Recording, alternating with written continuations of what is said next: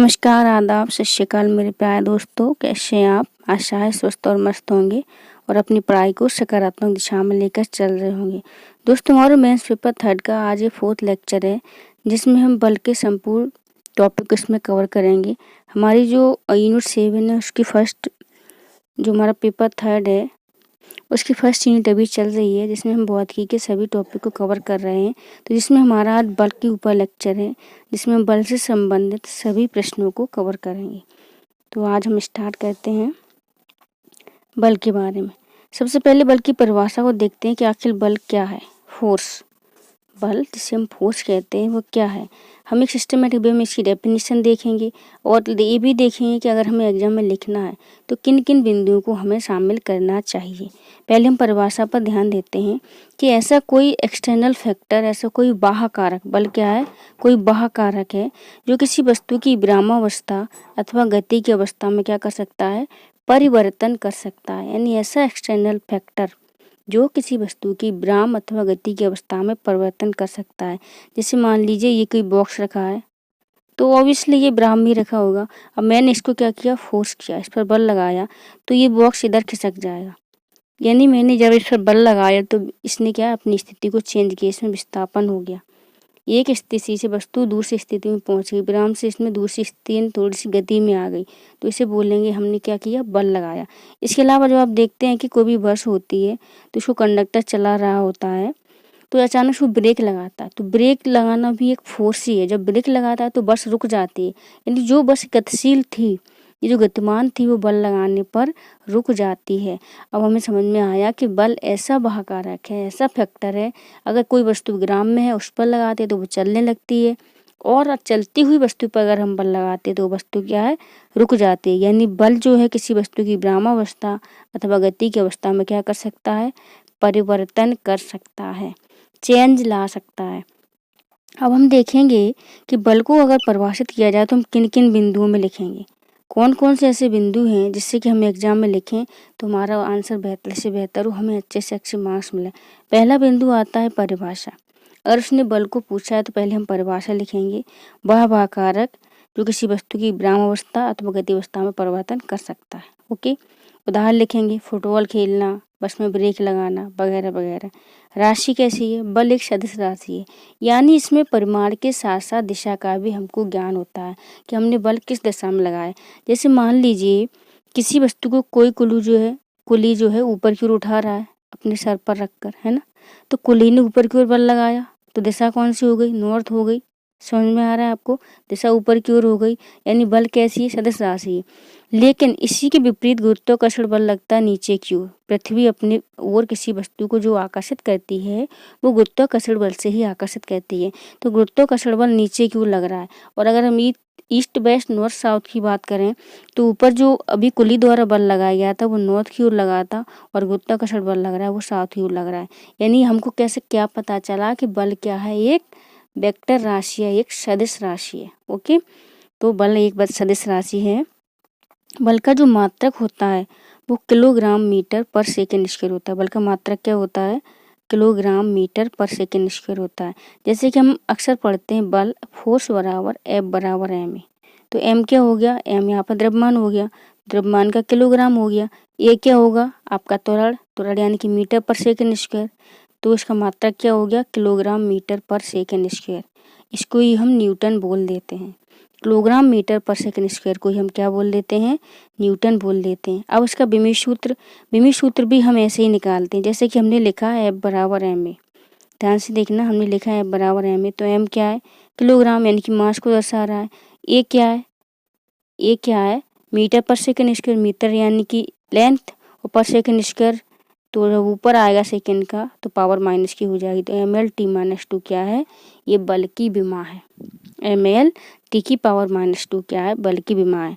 तो मात्रक हो गया किलोग्राम मीटर पर सेकेंड स्क्वायर अथवा न्यूटन, और विमीय सूत्र हो गया mL/t की पावर -2। अब हम बल के बाह्य रूप देख लेते हैं कि कौन कौन से बल होते हैं और उनको कैसे परिभाषित किया जाता है ना। तो पहले हम देखेंगे अपकर्ष के बारे में। क्या है अपकर्ष, मैं आपको एक बात कहना चाहूँगी, जब भी आप साइंस पढ़ें, चाहे फिजिक्स पढ़ें या केमिस्ट्री पढ़ें, बायो पढ़ें, उसमें आप हिंदी वर्ड के साथ साथ इंग्लिश वर्ड को भी पढ़ें। क्योंकि हिंदी वर्ड की तुलना में इंग्लिश वर्ड हमें समझने में ज़्यादा हेल्पफुल साबित होते हैं। जैसे आप इधर ही देखिए, यहाँ अपकर्स लिखा हुआ है। अपकर्स को अगर आप देखेंगे तो परेशान हो जाएं, क्या है अपकर्स, अपकर्स क्या है। लेकिन अगर जब हम इंग्लिश देखते हैं तो समझ में आता है पुश, यानी किसी को धकेलना, धक्का देना। अपकर्स क्या है, पुश करना है। इस बल द्वारा कोई वस्तु जो है धकेली जाती है। अपकर्ष यानी ऐसा बल जिसके द्वारा किसी वस्तु को हम धकेलते हैं तो उसको हम अपकर्ष बोल लेते हैं। यानी पुश करने को क्या बोलते हैं, अपकर्ष बोलते हैं। आकर्षण, अट्रैक्शन, आकर्षण, अट्रैक्शन। इसमें बिना किसी लगाव के एक वस्तु दूसरी वस्तु की ओर क्या होती है, खींचती है। जब दो वस्तु एक दूसरे के पास आती हैं तो वहाँ होता है अट्रैक्शन, और जब हम किसी वस्तु को पुश करते हैं, धकेलते हैं तो वहाँ होता है अपकर्ष। जब हम किसी वस्तु को पुश करते हैं, धकेलते हैं तो वहाँ अपकर्ष होता है। अपकर्ष फोर्स कार्य करता है। जब दो वस्तुएं एक दूसरे के पास आती हैं जिनमें अट्रैक्शन होता है, ठीक है। जैसे चुंबकीय दो असमान ध्रुव, चुंबकीय दो असमान ध्रुवों के बीच क्या है, आकर्षण होता है। जबकि समान ध्रुवों के बीच क्या होता है, प्रतिकर्षण। असमान ध्रुव हमेशा एक दूसरे को आकर्षित करते हैं, जबकि विपरीत ध्रुव जो है प्रतिकर्षित करते हैं। ओके, अब हम प्रतिकर्षण को देख लेते हैं। प्रतिकर्षण की मीनिंग भी देखेंगे इंग्लिश में। अब रिपल्शन, यानी इसमें क्या होता है, एक वस्तु बिना किसी लगाव के दूसरी वस्तु क्या धकेलती है, यानी उनकी बनती नहीं, आपस में झगड़ा हो जाता है, जाओ इधर से, हमने तुम पसंद नहीं हो। यानी कि एक वस्तु जो है बिना किसी लगाव के, उसका कोई अट्रैक्शन ही नहीं है सामने वाली वस्तु से, वो उसको क्या धकेल देती है, दूर भगा देती है कि जाओ यहाँ से। तो इसी प्रतिकर्ष यानी में झगड़ा हो गया है। यानी चुंबक के दो समान ध्रुव होते हैं, जैसे नॉर्थ पोल और नॉर्थ पोल, तो उनमें क्या होगा, प्रतिकर्षण होगा, रिपल्शन होगा। यानी जिनमें झगड़े की स्थिति हो, जिनमें अट्रैक्शन ना हो, वो रिपल्शन होता है, और जिनमें अट्रैक्शन हो वो आकर्षण होता है। और जब हमको पुश करते हैं तो उसको बोलते हैं अपकर्ष, और बिना किसी लगाव के अगर पुश करेंगे दूसरी वस्तु को तो उसको बोलते हैं रिपल्शन। ओके, कर्षण क्या होता है, पुल, पुल मीन्स खींचना, हमने पढ़ा है बचपन से लेकर अभी तक। तो जब खींचना किसी माध्यम के सहारे होता है, जब खींचना किसी माध्यम के सहारे होता है तो बल कर्षण बल कहलाता है। मान ली किसी जमीन पर हम कोई ट्रॉली बैग वगैरह सूटकेस खींच रहे हैं, तो माध्यम क्या है, जमीन है। तो उस जमीन के सहारे जब हम खींचते हैं तो हम कहा जाता है कि हम उस पर पुल कर्षण बल लगा रहे हैं, यानी कि पुल फोर्स लगा रहे हैं, हम उस पर कर्षण बल लगा रहे हैं, उसको पुल कर रहे हैं ना। नेक्स्ट देखते हैं पेशी बल। हम सभी जानते हैं कि हमारा शरीर हड्डियों का, मांसपेशियों का ढांचा है। तो हमारी मांसपेशियों की क्रिया से जो बल लगता है, हमारी मांसपेशियों की क्रिया से जो मसल्स होती हैं उनकी रिएक्शन से जो बल लगता है उसे हम पेशी बल बोलते हैं। जैसे मेज़ पर रखी किताब को हाथों से खींचना, मेज़ पर कोई बुक रखी है, अब हम इसको हाथों से खींचेंगे तो इसमें हमारी मांसपेशी कार्य करेंगी ना, तो यहाँ पर कौन सा फोर्स लगेगा, पेशी बल लगेगा, मसल्स फोर्स लगेगा। ओके, आई होप आपको क्लियर हुआ होगा। नेक्स्ट हम देखते हैं मुख्यतः अगर हम देखें तो बल दो ही प्रकार के होते हैं। एक तो संपर्क बल होता है और एक होता है असंपर्क बल। संपर्क मीन्स किसी के संपर्क में रहकर जब बल लगता है, जैसे पेशी बल हो गया, तो हमारी मांसपेशियां जो हैं किसी सतह के माध्यम से ही चीज़ों को खींचेंगे अपनी ओर, तो पेशी बल हो गया। घर्षण बल किसी सतह के सापेक्ष ही लगता है।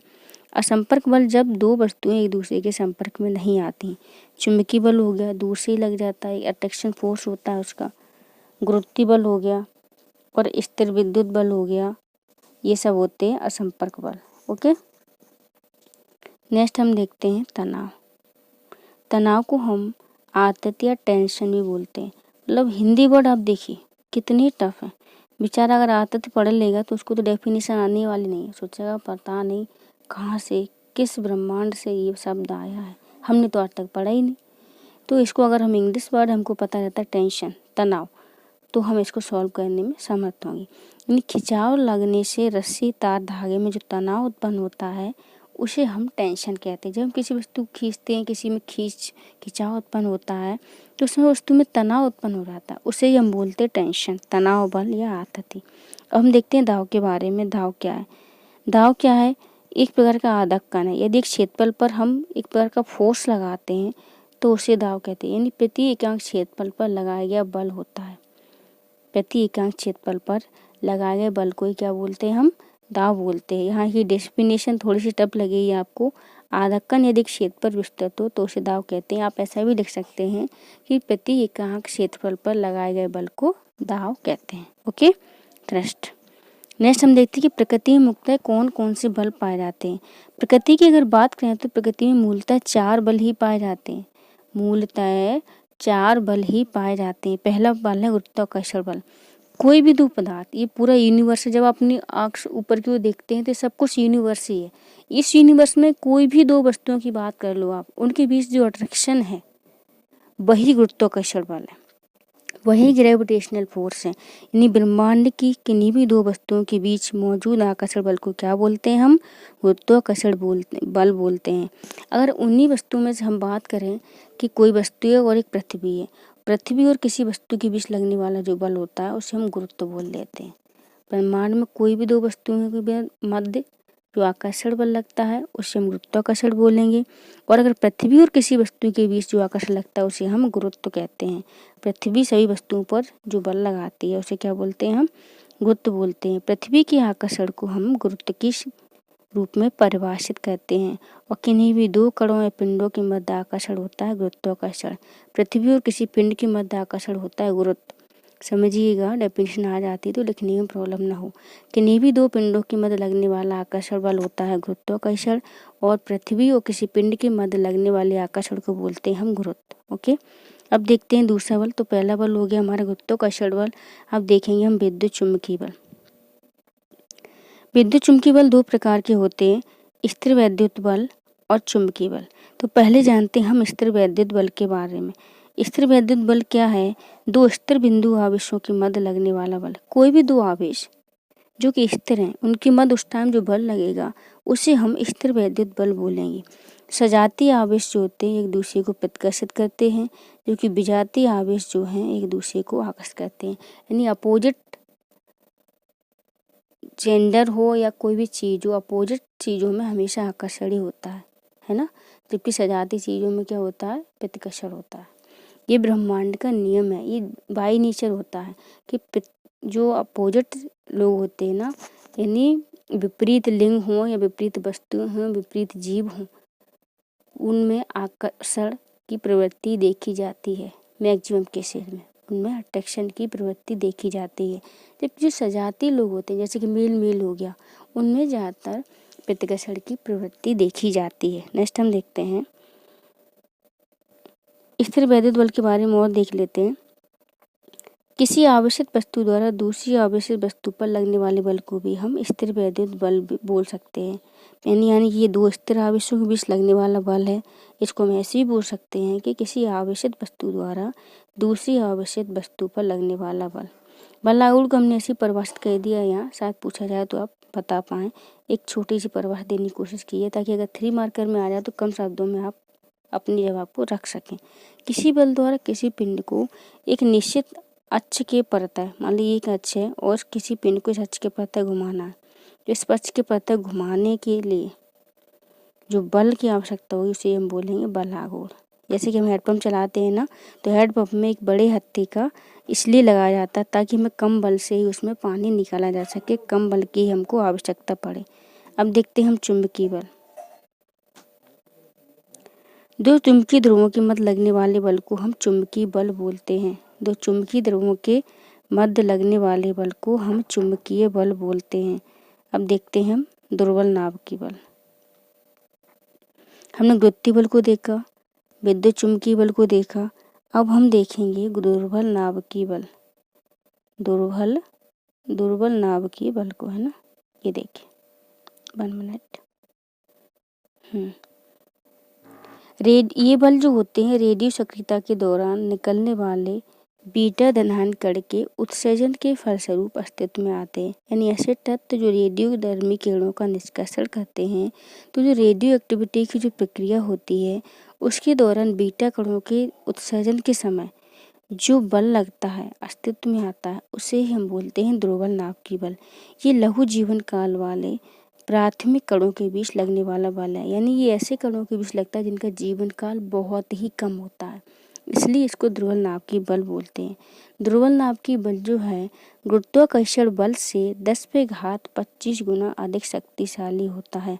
आपसे पूछा सकता है कि दुर्बल नाभिकीय बल और गुरुत्वाकर्षण बल में तुलना कीजिए। तो गुरुत्वाकर्षण बल दुर्बल नाभिकीय बल की तुलना में 10⁻25 गुना अधिक शक्तिशाली है। आई होप आपको क्लियर हुआ होगा। नेक्स्ट हम देखते हैं प्रबल नाभिकीय बल, यानी हमें ब्रह्मांड में 4 बल मूलतः देखने हैं: गुरुत्वीय बल, विद्युत चुंबकीय बल, दुर्बल नाभिकीय बल और ये आपका प्रबल नाभिकीय बल।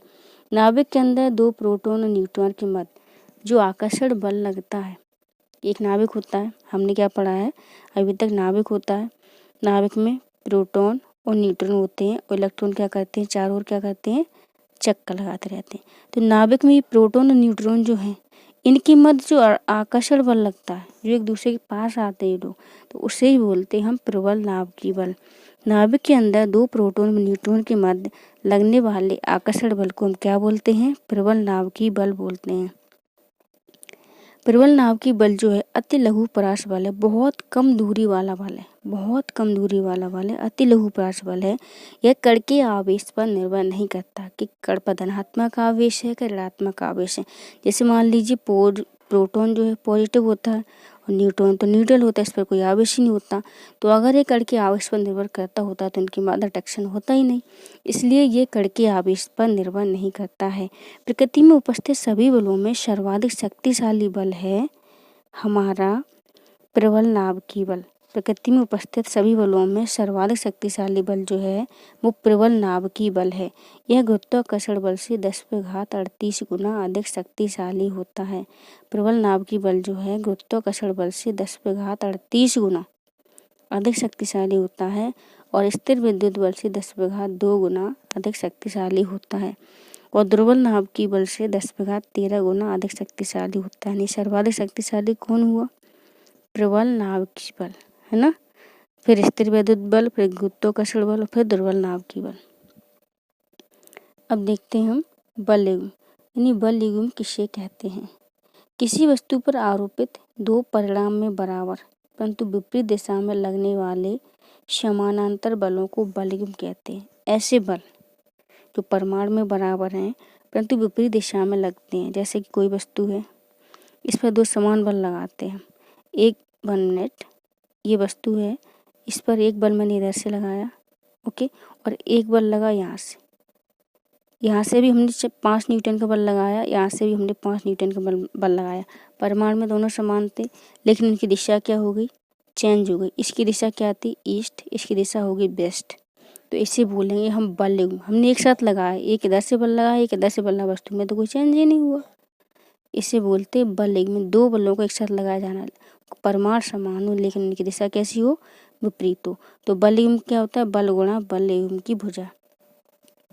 बल युग्म बराबर होता है बल गुणा बल युग्म की भुजा। जैसे पेन का जब ढक्कन खोलते हैं तो समान बल लगाते हैं ना दोनों तरफ से, है ना, तो उसे बोलते हैं बल युग्म। दोनों तरीके से परिमाण में बराबर लेकिन विपरीत दिशा में क्या लगाया जाता है, बल लगाया जाता है। चाबी वाली घड़ी को चाबी दिया जाना, ये आपके बल युग्म के क्या है एग्जाम्पल। पेन का ढक्कन खोलना, चाबी वाली घड़ी को चाबी दिया जाना, ये आपके बल युग्म के क्या हो गए, एग्जाम्पल हो गए। नेक्स्ट हम देखते हैं बलों के और भी कई प्रकार हैं।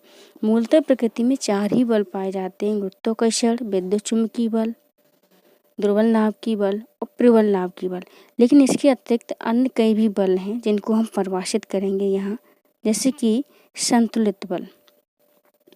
यदि किसी वस्तु पर लगने वाले सभी बलों का परिणामी बल 0 हो तो इन बलों को हम क्या कहते हैं, संतुलित बल कहते हैं। कोई भी वस्तु है, इस पर आपने कितने ही बल लगाए, यहाँ से लगाया, यहाँ से लगाया, यहाँ से लगाया, यहाँ से लगाया, लेकिन जब हम देखते हैं कि परिणामी बल 0 है, परिणामी बल 0 का मतलब है जब हम टोटल सभी बलों को जोड़ते हैं तो कोई विस्थापन वगैरह कुछ हो नहीं रहा है, तो उसे बोलते हैं संतुलित बल। यानी वस्तु अपनी संतुलित अवस्था में बनी हुई है, उसमें कोई असामान्य परिवर्तन नहीं हुआ है। तो जब सभी बलों का परिणामी 0 होता है तो उसे संतुलित बल बोलते हैं। यह वस्तु की स्थिति में परिवर्तन उत्पन्न नहीं करता है। यह वस्तु की स्थिति में क्या है, परिवर्तन उत्पन्न नहीं करता है। किसी वस्तु पर चारों तरफ से बल लग रहा है, उसमें परिवर्तन होगा ही नहीं, क्योंकि उसी जगह पर क्या रहेगी, सेटल रहेगी, संतुलित अवस्था में रहेगी। इसे बोलते हैं हम संतुलित बल। यह वस्तु की स्थिति में कोई परिवर्तन उत्पन्न नहीं करेगा, लेकिन हाँ उसकी वस्तु ऐसी है कि आकृति में चेंज हो सकता है, तो उसकी आकृति में क्या हो जाएगा, परिवर्तन हो जाएगा। क्योंकि चारों तरफ से बल लगेगा तो आकृति में चेंज हो सकता है लेकिन स्थिति में परिवर्तन नहीं होगा। जैसे तराजू, बिना भार का जो तराजू होता है वो संतुलित अवस्था में रहता है, उसकी स्थिति में परिवर्तन नहीं होता है। ओके, नेक्स्ट हम देखते हैं असंतुलित बल। जब किसी वस्तु पर कार्यरत अनेक बलों का परिणामी बल शून्य न हो, जब किसी वस्तु पर कार्यरत अनेक बलों का परिणामी बल शून्य न हो तो हम उसे असंतुलित बल बोलते हैं। यह गति की दिशा एवं चाल में क्या करता है, परिवर्तन ला देता है, चेंज ला देता है। जो गति की दिशा होती है, डायरेक्शन ऑफ मोशन होता है, और उसकी स्पीड होती है, दोनों में से चेंज आ जाता है। प्रायः यह वस्तु की आकृति एवं आकार में परिवर्तन नहीं कर पाता है। जो असंतुलित बल है गति की दिशा और चाल में परिवर्तन करता है, लेकिन वस्तु की आकृति और आकार में परिवर्तन नहीं कर पाता है। इस प्रकार हमने क्या जाना कि संतुलित बल जो होते हैं उनका परिणामी क्या होता है, शून्य होता है, जबकि असंतुलित बलों का परिणामी शून्य नहीं होता है। संतुलित बल वस्तु की स्थिति में परिवर्तन नहीं कर सकते, लेकिन असंतुलित बल वस्तु की स्थिति में परिवर्तन कर सकते हैं। संतुलित बल वस्तु की आकृति में परिवर्तन कर सकते हैं, लेकिन असंतुलित बलों से वस्तु की आकृति आकार में परिवर्तन नहीं होता है। अब हम देखते हैं सुपर बल। सुपर बल क्या है, इसको भी थोड़ा सा परिभाषित करेंगे। ब्रह्मांड की उत्पत्ति के समय क्या हुआ था, 4 प्रकार के मूल बल थे। गुरुत्वाकर्षण बल, विद्युत चुंबकीय बल, दुर्बल नाभिकीय बल और प्रबल नाभिकीय बल। ये चारों बल एकीकृत रूप में थे, एक ही थे।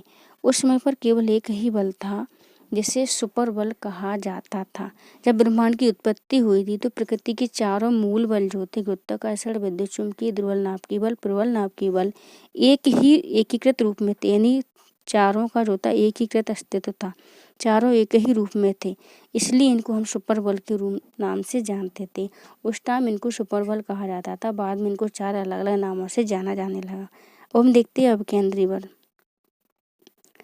आठ त्रिज्या वाले वृत्ताकार पथ पर गतिमान पिंड पर वृत्त के केंद्र की ओर कार्यरत बल को हम क्या कहते हैं, अपकेंद्री बल कहते हैं। ये वृत्त हो गया, वृत्ताकार मार्ग हो गया। इस पर अगर कोई पिंड गतिमान है, गति कर रहा है, तो उस पर केंद्र की ओर जो फोर्स कार्य करता है उसे बोलते हैं हम अपकेंद्री बल। आप कभी सर्कस मेला वगैरह गए होंगे तो अपनी मौत का कुआं देखा होगा, उसमें जो गाड़ी मोटरसाइकिल वगैरह चलती रहती है, तो उसका कारण यही है कि उसको अपकेंद्री और अपकेंद्री बल द्वारा क्या है, संतुलित अवस्था में रखा जाता है, संतुलित रहता है वो। इसलिए वो क्या है, ये बाइक सवार लगातार अपनी बाइक को इस तरीके से चलाता रहता है। तो अपकेंद्री बल क्या है, वृत्ताकार पथ पर गतिमान पिंड पर वृत्त के केंद्र की ओर कार्यरत बल है। ओके, नेक्स्ट हम देखते हैं अपकेंद्री बल। वृत्ताकार पथ पर गतिमान पिंड पर अपकेंद्री बल के विपरीत बाहर की ओर लगने वाला बल। जब कोई वस्तु वृत्ताकार पथ पर गति करती है तो अंदर की ओर तो अपकेंद्री बल लगता है, लेकिन अब इसी को संतुलित करने के लिए बाहर की ओर क्या लगता है, अपकेंद्री बल लगता है। जैसे वस्तु क्या है, संतुलित अवस्था में वृत्ताकार मार्ग पर घूमती रहती है, अंदर की ओर अपकेंद्री बल और बाहर की ओर अपकेंद्री बल लगता है।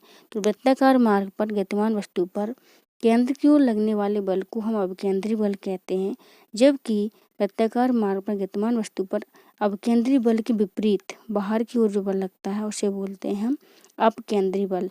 यह एक प्रकार का छद्म बल है, यानी ये वास्तविक बल नहीं है, ये क्या है, आभासी बल है। यह एक प्रकार का छद्म बल है। तो हमने क्या क्या देखा आज बल के लेक्चर में, ये देखिए हमने पूरा कंप्लीट किया है। यहाँ पे आपको क्लियर हुई होंगी चीज़ें।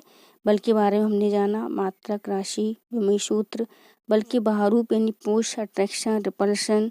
पुल के बारे में हमने यहाँ जाना, पेशी बल के बारे में जाना। मुख्यतः अगर बात करें तो 2 ही बल हैं, संपर्क बल और संपर्क बल।